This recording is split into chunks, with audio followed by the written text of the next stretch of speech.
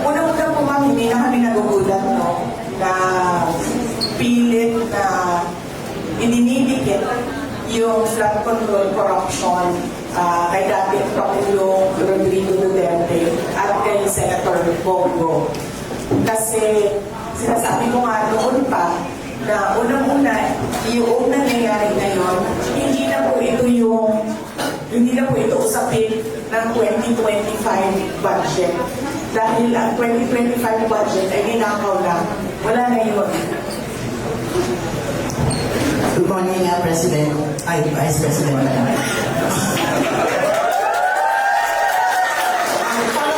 Sabi ko kanina yung interim release ni Tatay Dito, kumusta na po ang update?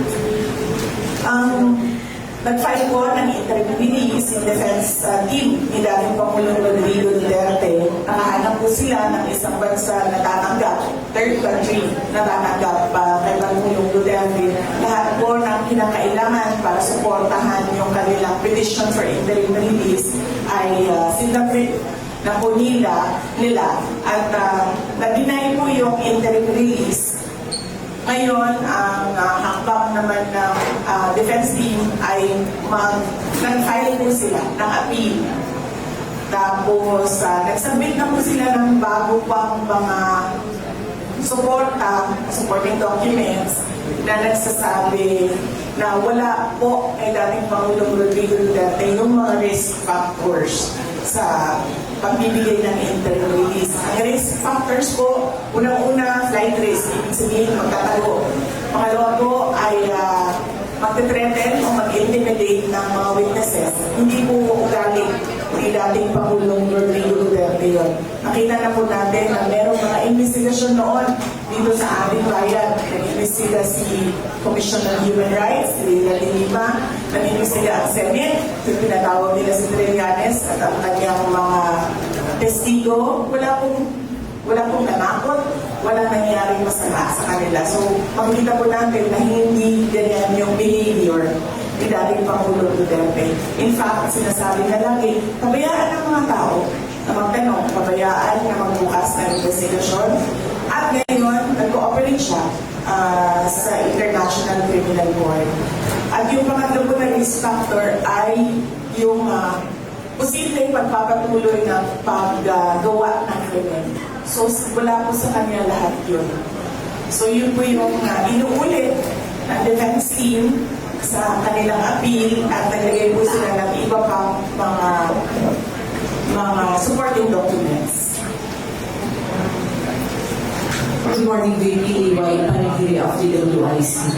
Reaction niyo po una, pilit na shift yung investigation dinadala sa flood control projects daw sa Davao. Plus, second, ano po ba yung mga sistema pinatupad at pinapatupad ng pamunaan ng mga Duterte at puro walang negative reaction from your constituents sa Davao with regards to flood control and infra projects dun sa inyo?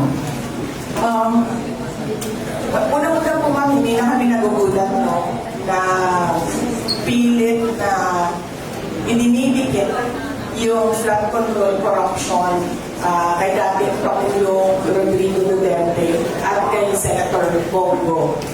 Kasi sinasabi ko nga noon pa na unang-una, yung nangyayari ngayon, hindi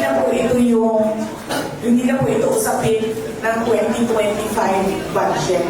Dahil ang 2025 budget ay ninakaw lang. Wala na yun. Ang usapin po ngayon ay yung 2026 budget, 2027 budget, at 2028 budget. At yung mangyayaring eleksyon sa 2028. So kung i-tanpit natin yun, yung ginagawa nilang pag-atake sa kay dating Pangulong Rodrigo Duterte at kay Senator Bongo, gusto lang din nun na matamaan yung ako. Dahil paniwala nila at siguro pakiramdam nila, isa ako sa mga kandidato na pagkapangulo sa 2028. Negative reaction po ng mga tiga Davao, ang tanong niyo po, wala silang negative reaction. Opo. Wala sila negative reaction dahil sa Davao po, transparent po yung pag-i-implement ng projects. Yung mayor po, nagsasabi siya na ito yung plano natin para sa isang taon. Tapos after 1 year, nagsa-state of the city address siya at sinasabi niya rin, ito yung mga hindi nasunod, ito yung mga nasunod na plano, at ito yung mga hindi nagawa at bakit hindi sila nagawa. Nagagawa po namin na ipaniwanag sa mga tao kung ano po yung mga projects at ano po mga dahilan kung bakit sila na-i-implement at hindi sila na-i-implement. So,